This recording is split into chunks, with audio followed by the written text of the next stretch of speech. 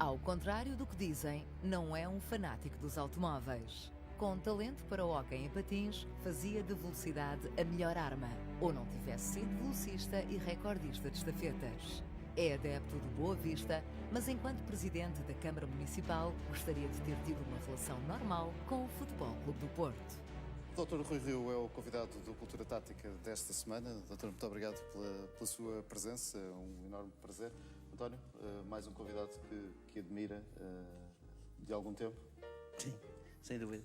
As boas-vindas, dizer-lhes que é para nós um prazer estar aqui com o meu amigo, desculpe tratá-lo assim. Todo gosto. Mas, ao mesmo tempo, agradecer-lhe ter aceito o nosso convite. É um pequenino desafio para conversarmos numa conversa amena, que eu, a determinada altura, percebi na minha vida que cheguei a uma idade, eu é que escolho com quem quer conversar. De maneira que o meu amigo é uma das minhas escolhas, por razões óbvias, evidentes, que a sociedade portuguesa conhece. A sua seriedade, a sua integridade, fazendo política, que é uma coisa que não é nada fácil. E, sobretudo, no ter desempenhado funções muito importantes na cidade do Porto, em que senti que havia de começar, Pedro, com esta pequena questão. Ganhou as primeiras eleições, teve algumas dificuldades, mas demonstrou trabalho e ganha as segundas com maioria absoluta. Numa cidade diferente, não estou aqui a discutir se é melhor ou pior, sobre isso o Sr. pode falar melhor do que eu, mas consegue essa proeza e é a partir de determinada altura que eu percebo que estou perante uma pessoa que eu admiro. E quando entrei neste programa com o Pedro e que a Sport TV me convidou, eu disse, eu tenho de trazer o ex-presidente da Câmara do Porto, Dr. Rui Rio. Esta é a razão fundamental, não só, de o ter convidado. Muito obrigado. Como é que, sendo da cidade do Porto, desde sempre, apaixonado por várias modalidades, vários desportos, é do Boa Vista, não é do Futebol Clube do Porto? Não, sou do Boa Vista. Para já, muito obrigado pelo convite. António Simões é um ídolo de quando eu era miúdo. A diferença de idades não é muita, mas é suficiente para ele ser jogador de futebol profissional sénior e eu ainda ser relativamente miúdo, né? Se jogasse a bola era tipo os iniciados ou os juvenis. E portanto eu tinha 9 anos de idade, 10, 11, 12. Ele era um dos meus ídolos, juntamente com o Eusébio, com o Tosco, com o José Augusto, com a Graça, com o Coluna, etc. Mas eu, na altura, e já estou a começar por aí, portanto, eu tinha em miúdo um certo fascínio pela seleção nacional. Eu comecei a interessar-me por futebol em 1966, tinha 8, 9 anos de idade, e portanto fiquei um bocado fascinado com a equipa de 66. E a equipa de 66 era justamente essa linha da frente do Benfica. E eu resistiu ao facto de não ser do Benfica, não é? Não, mas eu vivia, e vivo, relativamente perto do estádio do Bessa, não é ali na rua, mas quer dizer, pronto. E pela minha maneira de ser, eu dá-me a ideia que tenho sempre um carinho um bocadinho maior pelos mais fracos, pelos mais pequenos. E portanto, como andava ali perto, como a Boa Vista era mais fraco, a Boa Vista nessa altura estaria na terceira divisão, ou uma coisa assim. Sim, por aí. Sim. Andou. Estava nas divisões inferiores. Andou ali muito em baixo. O estádio do Bessa pelado. Aliás, o estádio do Bessa pelado ia funcionar ao contrário. Portanto, as costas... Depois mudaram, não foi? Depois trocou. Fez exatamente o contrário. Jogava-se assim e agora joga-se ao contrário. Quando foi relevado, passaram... No pelado ainda joguei, ainda andei lá a dar uns chutes e tal. No relevado já não. E, portanto, tinha, obviamente, essa simpatia pelo Boa Vista que não era o clube que é hoje e que foi mais tarde. E depois, não era bem do Benfica, mas tinha o fascínio pelo Eusébio. Claro. E depois nós temos de contextualizar. Em 1966, 67, 68, o Portugal com as colónias, digamos assim, era o Portugal pequenino, embora grande em território pequenino, mal visto em todo o mundo, não é? E depois, de repente, tínhamos um português, não é? Que era um craque mundial, e que dá um orgulho nacional de todo tamanho, não é? Aquele terceiro lugar em 66 é muito mais forte que outros terceiros lugares, ou segundos, ou os quartos, ou até eventualmente primeiros, como fomos no europeu. Porque realmente temos de contextualizar um Portugal na Europa que temos hoje. respeitado no mundo, de um Portugal desrespeitado no mundo, de um regime político desrespeitado. E nós, de repente, conseguimos aquilo, que era um orgulho nacional. Era o tal orgulhosamente sós, naquele caso, sentiram-se acompanhados, não é? E um pouco desprezados, está a ver? Ostracizados até. Ostracizados. E, de repente, conseguíamos nos impor. Eu devo dizer que era muito miúdo. Quando nós perdemos com a Inglaterra, e, portanto, fomos disputar o terceiro quarto, não fomos à final, eu era miúdo, chorei de uma forma compulsiva. E os meus pais diziam, pronto, deixa lá, a Alemanha vai ganhar, porque andava a estudar no colégio alemão. Mas, pelo menos ganha a Alemanha. Ganha a Alemanha, não interessa-me lá a Alemanha, o que ganha a Inglaterra, a Alemanha para mim é-me indiferente. Claro. E lembro depois do 2-1 com a Rússia, que ainda há bocado em conversa da União Soviética, na altura, quando estávamos a conversar, perfeitamente, do Eusébio ter um golo ao Yashin, de penalti, não é? E lá cumprimentar. E essas atitudes do Eusébio também, como ele também na final com o Manchester United vai cumprimentar o guarda-redes no último minuto, que nem percebe bem, ele até acha que ele vai para ele agressivo, ele vai cumprimentar. Atenção, isto tem uma dimensão e uma postura que quem gosta disso toca muito, não é? Toca muito. Pronto, e portanto havia este fascínio à escala grande. À escala mais reduzida era o Boa Vista. O Porto realmente passava um bocado ao lado disto. Nem era o pequenino, nem tinha aquela projeção mundial que, entretanto, a equipa nacional tinha conseguido. Praticou atletismo? Tinha já Pratiquei atletismo e quando jogava futebol, nunca joguei futebol federado, mas no colégio, nisto, naquilo, jogava muito. Era ao contrário, jogava à direita, não jogava à esquerda. Eu gostava imenso, ou tinha uma... digamos, estava mais perto daquilo que era a sua real habilidade para os desportos. O hóquei patins. Sim. Marcou mais que outras modalidades. Onde eu tenho noção que tinha mais jeito é no hóquei patins. Eu acho que se tivesse podido ser federado em hóquei patins, eu teria atingido um patamar muito alto. Eu lembro quando jogávamos entre nós, nos pátios dos prédios ali, porque era diferente. Eu sou filho do baby boom, ou seja, há muita gente da minha idade. Portanto, quando eu tinha 11, 12, 13, 14, 15 anos, havia muitos miúdos dessa idade. Na minha rua e nas ruas adjacentes, havia muitos miúdos. Portanto, havia diversos clubes de futebol, de hóquei patins, isto e daquilo. E eu nunca perdi um jogo de hóquei patins. Já viu o que é? Nunca perdi. E quando a minha equipa eventualmente estava a perder, eu não passava mais a bola enquanto não começássemos a ganhar.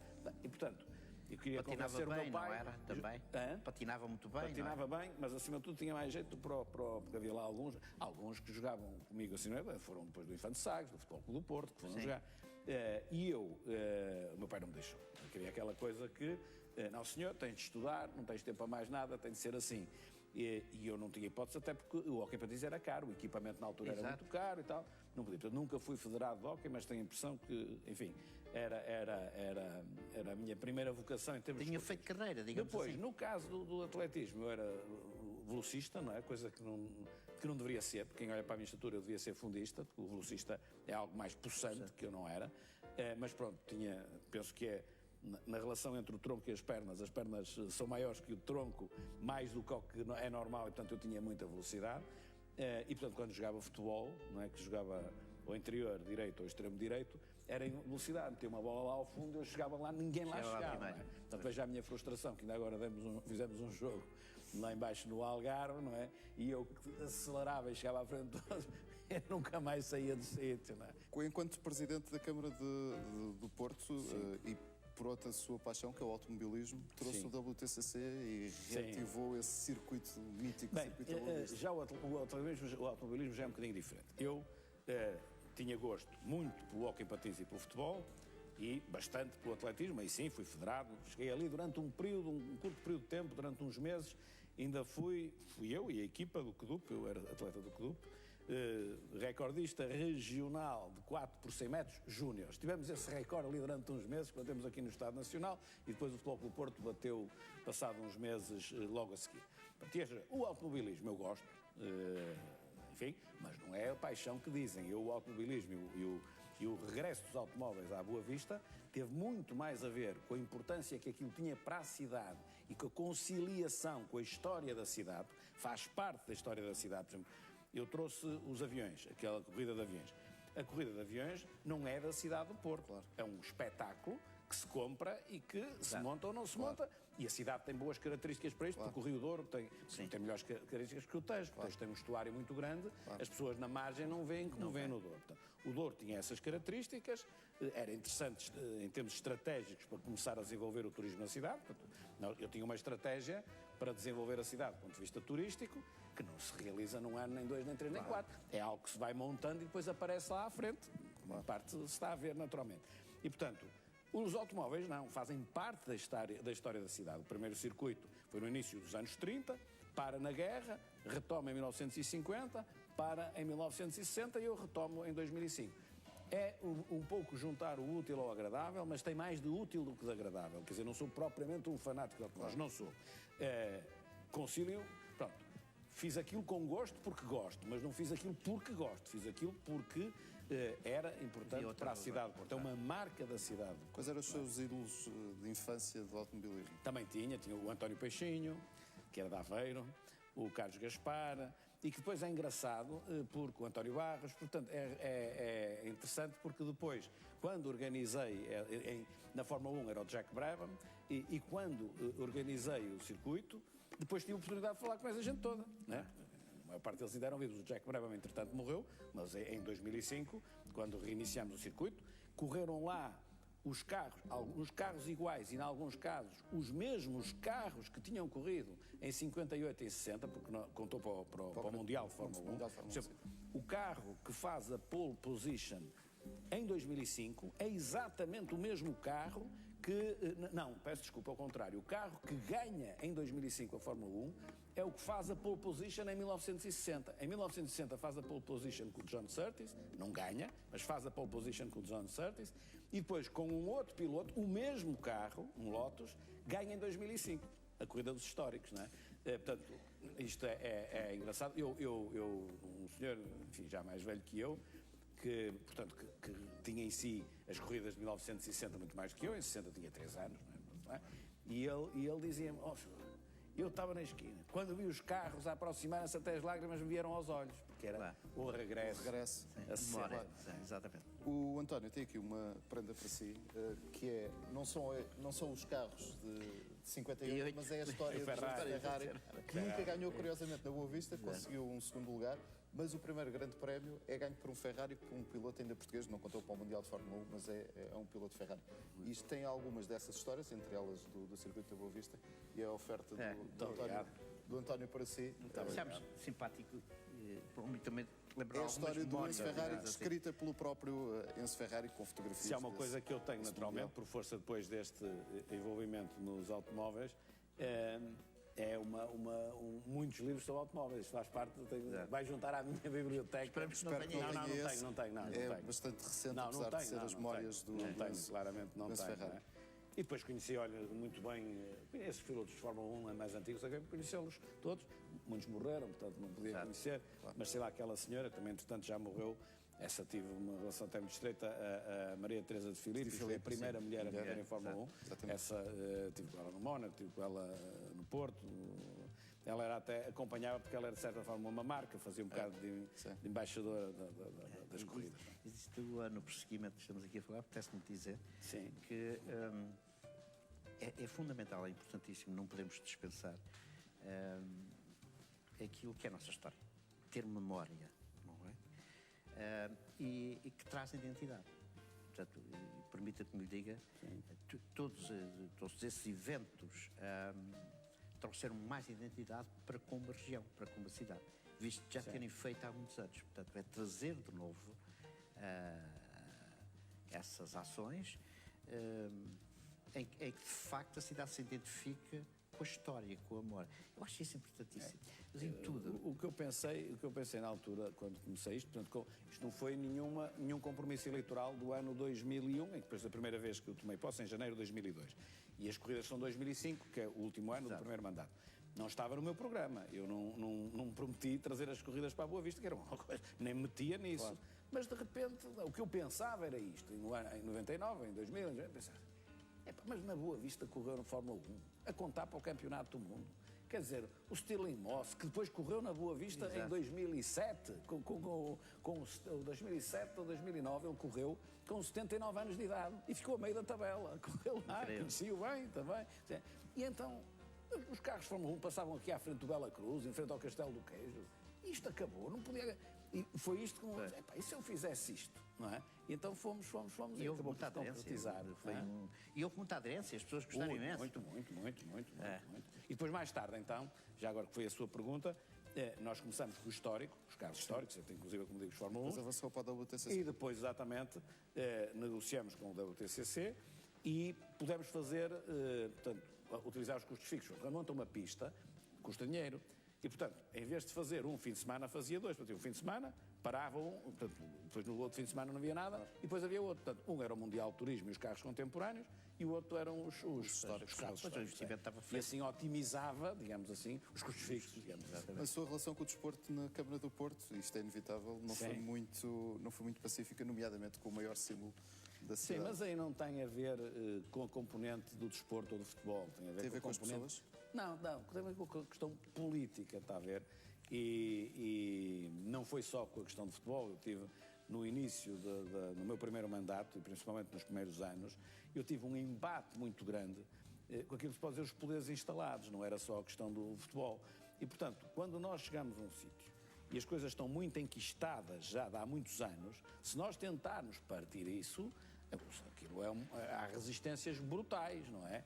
Aliás, o meu trajeto político, não só na Câmara do Porto, como mesmo noutros sítios, denota-se isso. Portanto, quando se chega e se quer mudar de uma forma estrutural, não é só a maquiagem da coisa, obviamente que gera reações. E, portanto, não foi só a questão neste caso, disso de futebol, aqui não era uma guerra no futebol, era uma questão do poder político não estar sujeito, digamos assim, a influências dos outros poderes, de poderes fáticos, para lá daquilo que é razoável numa sociedade democrática. Pronto, basicamente, isto que estava em causa. Ainda assim conseguiu resistir, seria muito mais fácil, como Presidente da Câmara do Porto, na parte mais gloriosa da história do Futebol Clube do Porto. Vitória da Taça UEFA, vitória da Liga dos Campeões, todos os títulos nacionais conquistados pelo Futebol Clube do Porto.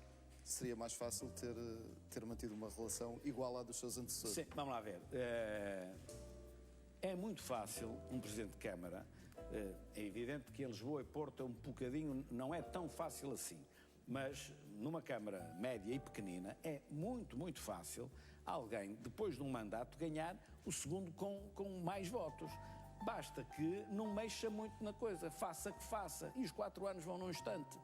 É muito difícil um Presidente de Câmara perder ao fim de um primeiro mandato, a não ser que seja um desastre. Ele só perde se for muito mau, ou muito bom. Fiz-me entender? Sim. Um Presidente de Câmara só perde se for muito mau, ou muito bom.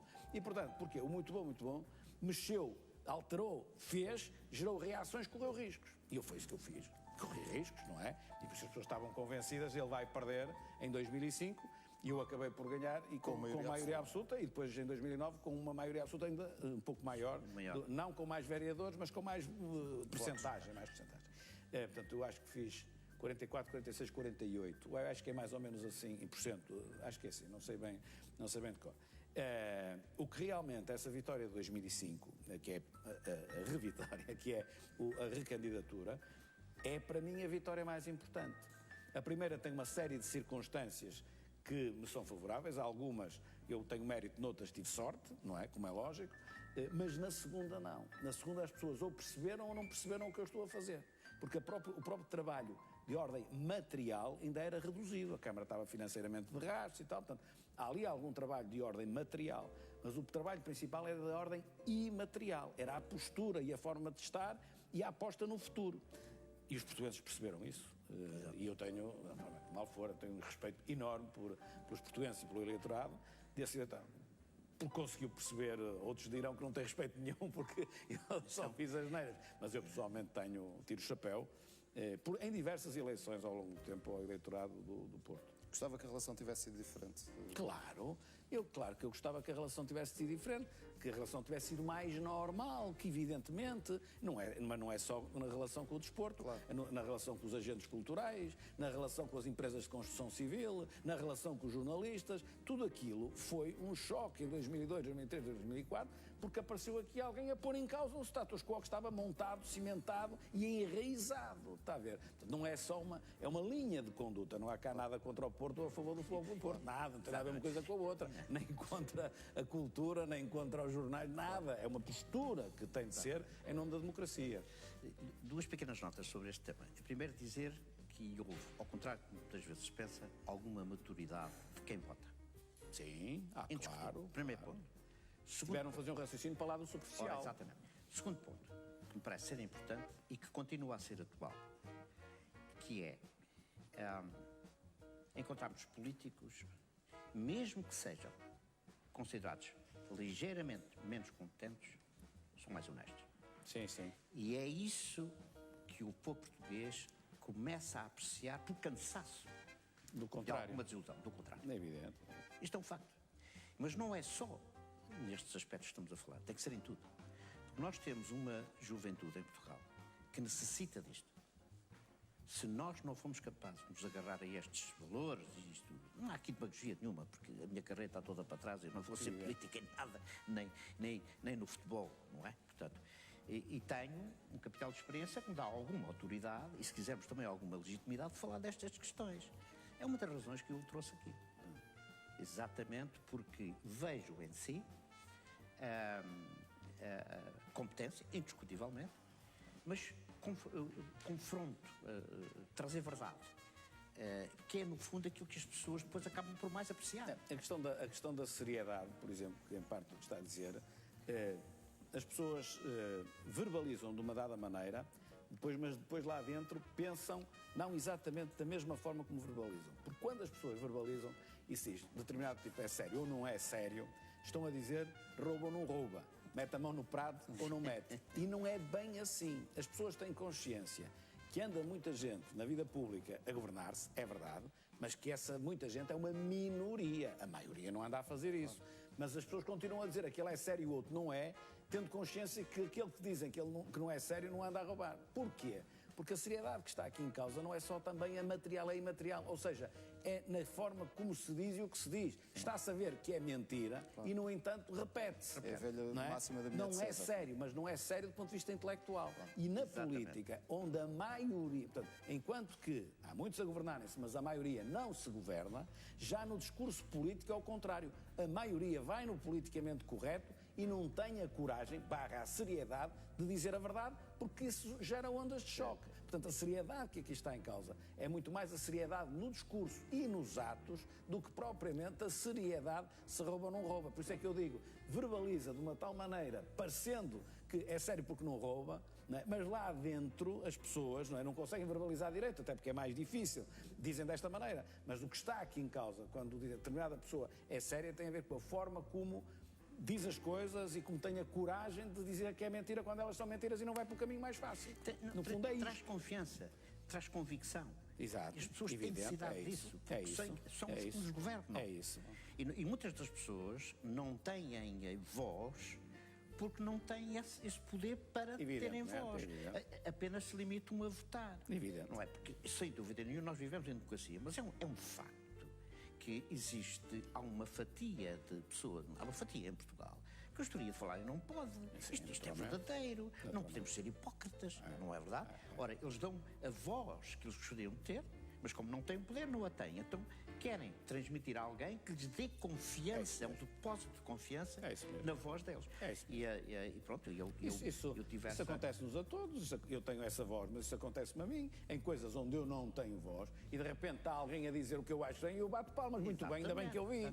Não é? Ainda bem que eu vi, é aquilo que eu quero. Identificação, não é? Todos nós temos essas zonas onde não temos intervenção direta. É por causa disso também que pede aos seus deputados, a quem agora está sob a sua liderança no PSD, para não se meter em assuntos de futebol, por exemplo, porque aí a emoção acaba por toldar um bocadinho também o discurso. Sim, obviamente que eu aconselho vivamente a que quem esteja na vida pública não se meta nas questões de futebol. Porquê? Vamos lá ver. Não se meta. Pode haver um jogo, que também, não vamos exagerar. O que diz é para mas não o que misturar, é que tem a ver com o assunto? Basicamente, o que é isto? O futebol é fundamentalmente comandado, o desporto, o futebol que é de massas, é fundamentalmente comandado por uma componente emotiva, muito emotiva. E nós, quando estamos na vida pública, devemos ser comandados pela componente da racionalidade. Nós temos de escolher as melhores soluções para cada situação. E a emoção tem de ficar apenas no patamar em que tem de estar sempre a nossa vida. A vida sem emoção era uma coisa horrível. E, portanto, na política também tem de haver um toque de emoção. Mas não pode ser a emoção a comandar a decisão. E no futebol é ao contrário. O futebol, uma das funções úteis que tem na sociedade é justamente permitir que a pessoa vá ao estádio, se põe diante da televisão e diz um conjunto de disparates, não é? Disparates completos, estupidez para ali fora. Pronto, acalma-o e depois vai para lá, depois ele no futebol parece, sei lá, que não é a mesma pessoa. Pronto, deixe lá ser a mesma pessoa, porque ali não há problema. É uma das funções na sociedade que o futebol de massas tem, não é? Pronto, e portanto, mas isso não pode ser transportado depois para a política. E se nós vamos buscar a simpatia e os votos ao futebol, temos de ter depois um comportamento coincidente com isso. E então, a dada altura, estamos a falar para a massa associativa, entre aspas, não é bem a massa associativa e não para os portugueses. Não é? Aliás, isso acontece muito na política, em que falar para dentro dos partidos, ou falar para a comunicação social, falar para o politicamente correto, é muitas vezes o contrário do que deve ser se quisermos falar para os portugueses. Quando falamos para os portugueses, cria ondas de choque, muitas vezes, dentro, digamos, daquilo que no futebol é massa associativa, dentro de quem, não é? Eu vou ver o Boa Vista e tal, eu não sou assim, por acaso não sou assim, mas há muito isto. É sempre penalti contra os outros e nunca é contra o Boa Vista. Claro. Portanto, isto é tipicamente a massa associativa. Se estiver lá ao lado a ver o jogo, que não é do Boa Vista, como eu disse ainda ontem, é da Académica, umas vezes é penalti e outras não. Claro. Se for ver a Académica, se calhar... É sempre penalti. Isto temos que conseguir distinguir isto na política. Já falámos disto, que é, mais uma vez, aqui nesta conversa agradável, a falta de cultura desportiva que existe em Portugal. É uma coisa impressionante. Que vem logo de quem manda e quem tem o poder. Portanto, não temos que criar expectativas de quem está na bancada que depois não tenham o mesmo comportamento. Isto é um problema. Falta de cultura desportiva. Um treinador em Portugal, chamado Meirinho, eu acho que se recorda, o Joaquim Meirinho, que a determinada altura, que era um homem muito interessante para o tempo, à frente, e tinha, não era especulativo, mas punha desafios à sociedade desportiva, tendo em conta determinados comportamentos. Aqui eu falava exatamente enquadrado no que aqui acabou de dizer, em que ele dizia: pode estar um presidente da Câmara, pode estar um engraxador, pode estar um vendedor, pode estar um doutor médico, um doutor sem ser médico, conseguem ter todos a mesma linguagem. Ou seja, não há diferença nenhuma em se entender quem é um engraxador e quem é o doutor ou nas bancadas de um jogo de futebol, em que de facto as emoções vinham ao de cima, e a linguagem também. Não é verdade? Isto é um facto. Ainda hoje continua com esta agravante. É porque de facto hoje nós temos um estatuto desportivo que nos obriga a ter muito mais responsabilidade e perceber que somos campeões da Europa e por aí afora. E outra coisa que é a própria indústria do jogo, isto tornou-se num negócio que é preciso ter cuidado com a linguagem, porque senão não vendemos nada a ninguém, nós precisamos de vender. Portanto, um pouco isto, acho que é a altura de nós crescermos mais sobre este aspecto, porque no outro já crescemos. Que é saber jogar. Agora deixa-me dizer, há coisas no futebol, agora não vou, mas que quando eu ia, que, principalmente lá no Norte, em que o público tem muita piada, há coisas com muita piada, há gente com muita graça, e portanto eu quando ia para lá do futebol em si também apreciava, há uma coisas grosseiras e fanáticas, mas há gente com muita piada. Com muito humor. Muito humor. Mesmo entre os jogadores, eles também. É? Há essa parte que é desconhecida, não é? Mas há muita história. Este programa do Carlos Manuel do Bar TV tem muitas histórias, não é? Eu tenho histórias de colegas meus de comportamentos riquíssimos, não é? Mas claro, são mais proibidos, mas existe humor no adepto e existe humor no... Eu lembro de ver o Boa Vista com o Karl Marx, que isto ainda antes da queda do muro de Berlim e tal. Os tipos muito grandes, os nossos mais pequeninos e pum, a bola para o ar, baixa a bola, pum, a bola vai, baixa a bola. A dada altura, perto da bancada onde eu estava, tipo, e diz um do Boa Vista, baixa a bola que já me dói o pescoço. Este tipo de coisas, não é? Sim, gostei Tem muita piada. O futebol, a bola e tudo isto tem... Aliás, nós temos esta ligação fortíssima, não é? E a vocação fortíssima desta paixão, não é? Pelo jogo. Ainda bem. Somos campeões da Europa, Cristiano Ronaldo não ganha o prémio da Best, nem ganha o melhor gol. Consegue encontrar alguma explicação para isso? Isso tenho muita dificuldade em contar porque eu não estou nos meandros de futebol e não sei como é que as coisas estão. A única coisa que eu sei é que, como em tudo na vida, particularmente nas coisas de massas, deve haver uns jogos de bastidores que determinam isto e aquilo. Se foram contra o Ronaldo ou se não foram contra o Ronaldo, não sei. Mas acho injusto ele não ter ganho o prémio de melhor jogador. Tenho dificuldade em dizer. O politicamente correto é dizer assim, o Ronaldo, que eu gosto, todos gostamos, é o melhor do mundo. Eu não estou dentro. Precisamente por não ser politicamente correto, eu não sei se o outro jogou melhor ou jogou pior ao longo do ano. Não sei porque não acompanho. Mas quer dizer, mas politicamente correto, não é? Dizia já, mas não sei. Mas tenho muita simpatia pelo Ronaldo. Acho que o Ronaldo, como foi o Eusébio e o Figo e outros, mas são uns exemplos, a dada altura tornam-se os exemplos para a sociedade e o seu comportamento também tem de... Não é? Sim. Tem de ser ajustado. Exatamente, falou nessa componente de comportamento que acho que teve alguma influência, porque a escolha do golo do ano, não é? Aquele à Juventus. Portanto, é online, não é? Esses foram os egípcios. Exatamente. Ora bem, o que é que acontece? Uma unificação egípcia. Portanto, não é... eu não estou a dizer que não se possa fazer. O que eu quero dizer é que não é a melhor forma de eleger o melhor golo. Eu confesso que mas o melhor golo foi o do Ronaldo contra o... Ele perdeu. Foi do Mohamed Salah contra o Everton. Exato. E então não faz assim muito sentido quando queremos dar importância a um gesto extraordinário, não é? Que foi o caso do golo do Cristiano. E há o golo do Bale, que é outro grande golo. São os dois, curiosamente, na minha opinião, o golo do Bale, embora sendo menos espetacular, tem um grau de dificuldade maior.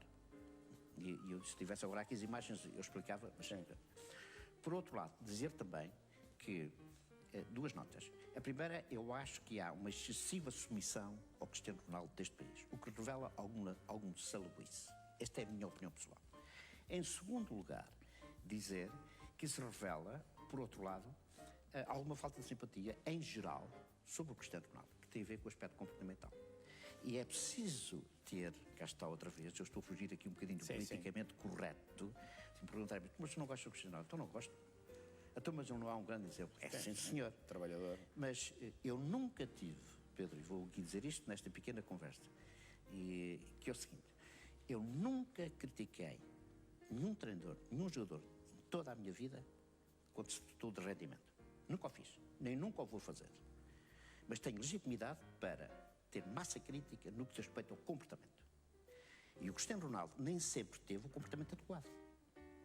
E, obviamente, quando aparece uma votação de online, também vai por muita simpatia. Também vai. Não consigo perceber como é que os egípcios então ganham a Portugal se os gajos andaram a investir no voto, não é? Ora bem, isto acho que revela aquilo que é a nossa obrigação moral, de pensar porquê. Porquê é que isto acontece? Agora, todos nós queremos que o Cristiano Ronaldo ganhe cada vez mais, com certeza, mas agora acrescentando, e para terminar, dizer isto. Quer Cristiano, quer Messi, chegaram ao momento de subir uma montanha toda. Está no momento em começarem a descer. A vida é assim. Isso não é um tem 31 anos feitos em junho deste ano. O outro tem 33, que fará 34 em fevereiro de 2019. Isto começou a chegar ao momento. E eu peço desculpa, eu joguei até aos 36 e sei o que é ter 31, 32 e 33 por aí fora. E, portanto, chegou o momento. Vão eles perder influência? Não. Vão eles ganhar mais influência? Também não. É assim a lei da vida, porque uma coisa é ter 24 e 26 e outra coisa é ter 31 e 33. E portanto, nós fazemos votos que... Tenderá ele a jogar mais recuado, provavelmente? Sim, não sei. Sim. Eu acho que o Messi tem mais essa característica. Pois, eu vou-lhe dar, por exemplo, o exemplo que eu creio que os meus amigos conhecem bem, que é Futre e Chalana. 2 jogadores geniais. Um acabou no meio, o outro, quando acabou a gasolina, acabou para o jogo. Portanto, são características diferentes. Porquê? Porque um foi muito mais pensador que o outro. Chalana foi mais pensador que foi o Futre. O Futre vale mais da sua espontaneidade, da sua rebeldia.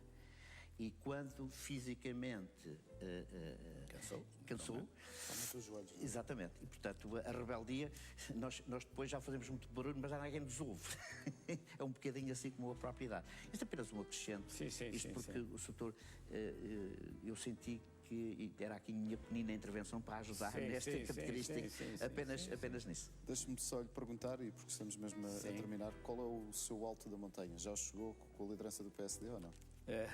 Não. Eu, lá da liderança do PSD, estabeleço em paralelo também com o trabalho na segunda Câmara do país, quer dizer, também não é fácil. E em termos proporcionais, imagino toda esta, enfim, contestação que vai havendo à minha volta, é inferior em termos relativos àquilo que foi na Câmara do Porto. Na Câmara do Porto foi muito mais em termos relativos, não é? Com certeza que é um meio mais pequeno, não é? Portanto, eu estou habituado a isto. Também lhe digo, se não estivesse habituado a isto, se não tivesse a idade já que tenho, a experiência que tenho, como eu costumo, já me tinha dado um treco, não é? Isto berram, eu cá estou, não é? Quer dizer, calma que já passei por isto tudo, já sei como é. Agora, lá ao topo da montanha, eu já tenho mais de 34 anos, mas acho que não, ou seja... Para a política é um jovem, não é? Para a política está nos seus jovem 20. também não sou, mas o topo da montanha será, naturalmente, se o PSD ganhar as eleições e eu for primeiro-ministro. Esse é que é o topo da montanha. Se não for, pronto, terei chegado então ao topo da montanha, não é? Mas o objetivo é esse. Mas não é para eu ser primeiro-ministro, é para servir o país. E é isto que muitas vezes as pessoas não entendem ali nas entrelinhas, e quem me conhece não há que ler nas minhas entrelinhas. Eu não tenho entrelinhas. É nas linhas que se lê. O que eu estou a dizer é o que é. Pronto, e agora gostam ou não gostam, não é? Não há cá entrelinhas. Quero dizer que isso é a contribuição que pode dar, na continuidade que já deu ao país como primeiro-ministro, é a parte final.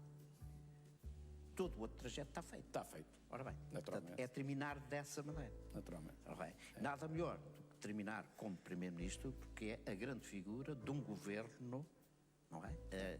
Mas terminar como primeiro-ministro com condições para fazer as coisas. Eu não quero chegar a primeiro-ministro de qualquer maneira, porque chegar a primeiro-ministro de qualquer maneira é um suplício, porque a seguir não pode fazer o que tem de ser feito. Imagino que eu, para chegar a primeiro-ministro, assumo este compromisso e isto. Chego lá, se for cumprir esses compromissos, não faço o que o país precisa. Portanto, é preciso chegar lá em condições de se poder fazer alguma coisa. Não vale a pena chegar lá a qualquer preço. E é por isso que eu tenho muito cuidado no discurso, para, se eu chegar lá, as pessoas sabem com o que contam. Não andei aqui com compromissos para tentar captar simpatias e depois chego lá e é uma desgraça. E o país não sai do sítio. Já é difícil, mesmo se chegar lá com liberdade de ação. Sem liberdade de ação, amarrado a compromissos, ainda é pior. Portanto, olha, eu tenho esta última questão, que é a seguinte. Cheira-me, o meu querido amigo é economista. Sim. Eu não sou. Eu sou um económico, não é verdade? Porque tenho também eu um orçamento lá em casa mas digo-lhe isto. Começo a ficar com a sensação de que não falta muito para uma nova crise. Eu estou a falar de uma nova crise mundial. Sim. Onde nós estamos inseridos, na Europa, mas nós vivemos numa aldeia global e tudo isto é muito rápido, muito próximo. Se o homem ganhar as eleições, possivelmente vai-se ter que confrontar com uma situação dessas. Sim. O que aqui agora mesmo acabou de dizer, ou seja, eu quero ser primeiro-ministro, eu quero prestar o meu último serviço ao país, mas eu quero ter condições. Portanto, possivelmente, essas condições serão muito mais limitadas, tendo em conta que nós vivemos um bocadinho aqui neste reino favorável, com vento a favor, que agora... É verdade. Não é verdade, ignorante de economia, mas... Ou seja, nestes últimos 3 anos, este governo teve um vento a favor que o anterior governo não teve nem de longe nem de perto. Exatamente. É lógico, nem de longe nem de perto. Esse vento a favor devia ser aproveitado para se mexer estruturalmente em determinadas áreas que o país precisa ser estruturado. Porque é mais fácil mexer quando o vento está a favor do que quando o vento está contra, como é lógico. Exato. Não tendo sido feito isso, ou não estando a ser feito por razões de equilíbrio parlamentar, porque se o atual governo PS for à estrutura das coisas, choca ideologicamente com o Bloco de Esquerda e com o PCP. Portanto, não tem margem. Esta solução parlamentar não tem margem. Portanto, gera conjuntura. Não a degradando completamente, mantendo as finanças públicas equilibradas, ou procurando o equilíbrio das finanças públicas, mas sem atuar ao nível estrutural, ou seja, ao nível do futuro. E, portanto, naturalmente, que o futuro vai ser mais difícil do que aquilo que deveria ser se nós tivéssemos agora aproveitado esse vento um pouco mais favorável. Isto é quase lá para ali, isto é óbvio, não é? Isto é óbvio, mas enfim. António, estamos mesmo no fim, nós temos sempre um desafio. O António atribui aqui uma posição em campo perante este topo da montanha. Mas o doutor já nos deu aqui uma ajudinha. Ele disse, não, ele disse que jogava à ponta direita e tal, e não sei o quê. Só que agora, exatamente, ao interior direito. Só que agora, derivada a esta dinâmica onde o futebol realmente mudou, aí é que é a grande mudança. Não é no seu modelo, etc, etc. A grande mudança, aliás, na própria vida, a grande mudança no futebol é a dinâmica que se integrou, que apareceu por um conhecimento sobre o treino muito mais profundo que era do meu tempo. Ou seja, as posições mantêm-se, só que a função multiplicou-se. E, portanto, a multiplicação de funções é que deu essa grande dinâmica ao jogo. E aqui, tendo em conta essa multiplicação de funções de hoje, eu lhe daria seguramente um homem a jogar sobre a direita, mas a meter-se bastante pelo interior, porque tem um Partido Socialista de um lado e tem o CDS pelo outro, embora um tenha mais dificuldades que o outro. Portanto, eu punha-lhe ali com uma polivalência a jogar sobre o lado direito, mas solto. Com flexibilidade. Tem que ser solto. Com essa flexibilidade político-desportiva nesta posição que nós temos. Agora, está a ver, o Simões põe uma posição em função desta conversa, não põe em função de outra coisa que eu vou-lhe dizer o que é. Eu já joguei futebol consigo. E ele nem sabe, portanto, eu não valia nada. Aquele rapaz, uma vez jogamos no Estrela da Amadora, os antigos internacionais contra a Assembleia da República. Jogou o Eusébio, E, portanto, veja bem, passei completamente despercebido. Desculpa, eu esqueci-me que o senhor não deu nas vistas. Exato, é o que eu estou a dizer, ou seja, podia ter, não, já joguei com ele ali naquela posição é fantástico. Passei já agora jogou em que posição? Foi nessa? Joguei interior direito, quem jogou interior esquerdo do outro lado foi o Norton de Matos, dava 2 passos e eu tinha dado 3 ou 4, nem tocava na bola. Mas perdemos 4-2. Agora me estou recordado. Foi no Estrela da Amadora, há 20 anos ou coisa assim.